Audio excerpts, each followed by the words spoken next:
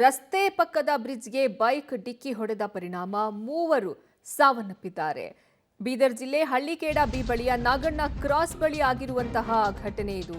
ರಾಜೇಶ್ವರ ಗ್ರಾಮದ ಒಂದೇ ಕುಟುಂಬದ ಮೂವರು ಈ ಘಟನೆಯಲ್ಲಿ ದುರ್ಮರಣ ಹೊಂದಿದ್ದಾರೆ.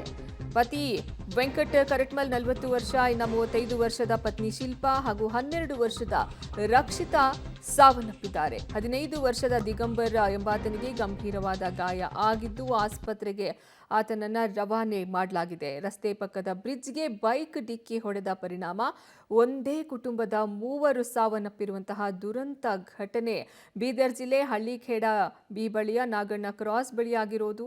ರಾಜೇಶ್ವರ ಗ್ರಾಮದ ಒಂದೇ ಕುಟುಂಬದ ಮೂವರು ಈ ದುರ್ಘಟನೆಯಲ್ಲಿ ಸಾವಿಗೀಡಾಗಿದ್ದಾರೆ.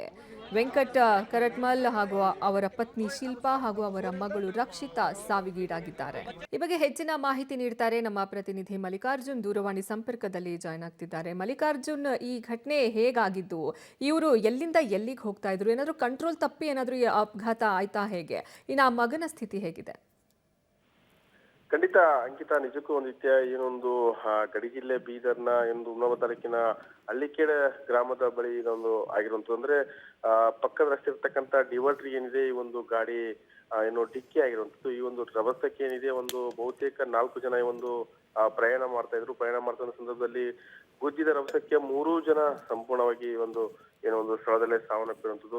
ಪ್ರಮುಖವಾಗಿ ಏನೋ ಒಂದು ಇನ್ನೊಬ್ಬ ಹುಡುಗ ಏನಿದ್ದಾನೆ 15 ವರ್ಷದ ನಾಗೇಂದ್ರ, ಅವನು ಈಗ ಏನೋ ಒಂದು ಸ್ಥಿತಿ ಗಂಭೀರ ಆಗಿರುವಂತದ್ದು. ಯಾಕಂತಂದ್ರೆ ಆ ಒಂದು ಗುದ್ದಿದ ರಭಸಕ್ಕೆ ಒಂದು ರೀತಿಯ ಅಲ್ಲಿ ಗುದ್ದಿದ ಪರಿಣಾಮ ಇವತ್ತು ಏನು ತೆರೆಗೆ ಏಟಾಗಿರೋ ಪರಿಣಾಮ ಅವರು ಜಿಮ್ಸ್ ನಲ್ಲಿ ಚಿಕಿತ್ಸೆ ಕೊಡ್ತಾ ಇರುವಂತದ್ದು. ಅಂದ್ರೆ ಪ್ರಮುಖವಾಗಿ ಬೀದರ್ ನಲ್ಲಿ ಅವರ ಒಂದು ಸಂಬಂಧಿಕರಿರ್ತಾರೆ. ಆ ಒಂದು ಸಂಬಂಧಿಕರನ್ನ ಮಾತಾಡ್ಸ್ಕೊಂಡು ಮತ್ತೆ ವಾಪಸ್ ಹೋಗೋಣ ಅನ್ನುವಂಥದ್ದು, ಅಂದ್ರೆ ಮಾತಾಡ್ಸ್ಕೊಂಡು ವಾಪಸ್ ಹೋಗುವಂತ ಸಂದರ್ಭದಲ್ಲಿ ಈ ಒಂದು ದುರ್ಘಟನೆ ನಡೆದಂಥದ್ದು. ಬಹುತೇಕ ಒಂದೇ ಕುಟುಂಬದ ಮೂವರು, ಅಂದ್ರೆ ತಂದೆ, ತಾಯಿ ಮತ್ತು ಮಗು, ಮೂವರು ಒಂದು ಈಗ ನೋಡ್ಬೋದು ಒಂದು ರೀತಿಯ ಶಿವನಪಾದ ಸೇರುವಂತದ್ದು.